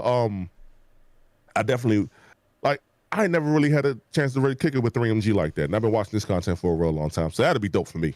Griffin Gaming, I'm not so sure about that one, sir. Yeah, I got nothing against Griffin, but I don't really particularly like his content because sometimes I feel like I don't want my brand being socialized with his brand. And I don't mind his brand. His brand's not bad. It's just when it comes to the way I want my brand represented, we just have a little bit of different of opinions on how that goes. And I actually, what's funny is Griffin Gaming literally made a video about Kid Smooth and said in the video he didn't know Kid Smooth. And then we actually had video, we have DMs saying that we know each other. So it is what it is. I got nothing against the man. He can make the type of content he wants. I prefer actually that type of content. I prefer someone like like Alex, because I feel like Alex does it a little bit like more respectful in that case. Like, I just don't like that kind of content in general, and it's nothing against any one of those. I just don't like that we're going to bring people up on a channel and just talk about them. Like, I don't know that. It's just, that's just my opinion, and I got nothing against that kind of content. It's just it's not my type of content, so I don't feel comfortable bringing people on that do that type of content. If that makes sense. Mm-hmm. We got a $5 super chat for the Otaku fix. Just showing support also looks like, according to Activision, the next 3 CODs games will be on PS5. Yeah, I could see that happening. Luca definitely is a possibility. I do know she works. I just don't know what times. So, it is what it is. But I appreciate you all for coming on. My voice is going away. I got to go. I got to go ahead and end this, man. But like I said, here in the next couple weeks, we might. I can get next gen, but I feel like sometimes he's a little bit too much. But I definitely. I'm ready for that. Yeah, I feel like I will reach out to David Jaffe though. I am going to reach out to him because he cusses a lot. We want him on ILP, but he's real loose in the language, like real loose. So we might put him on the Addict show, see if he could atone a little bit, because if there's cussing on here, I don't like it, but it's not a huge deal. But if there's cussing on ILP, we will address that and I saw people saying that no one calling for cussing the first time. We usually give people 1 or 2. We were trying to let him get a point across, but after he dropped the F-bomb, that's when I said, I reminded him, because people will atone to their language when they're reminded, but sometimes people forget, because you guys got to keep in mind, there's very few podcasts on the internet that says no cussing. Right. So people forget all the time. Fentanga, no issue with them. Another person, I just prefer to stay away from the type of content that they make. But we're not going to go too much into that. It's just no issue with these people. I know people are going to go back and then say that we talking mad smack. No issue with their content. I just prefer the streams not to cross. That's all. But Jaffe would be a good guess. I'll look into that. It just depends, man. Because Jaffe could be real extra sometimes, man. He really can. Nothing against Jaffe, but man, he could be extra. But anyway, I appreciate everyone for coming in here. Paris Lowly, I would ask. I doubt Paris would come on here. I know he's a busy person. But I appreciate everyone for coming on here. And until next week, this is Lord Addict and Hustle and Motivate, and we're out.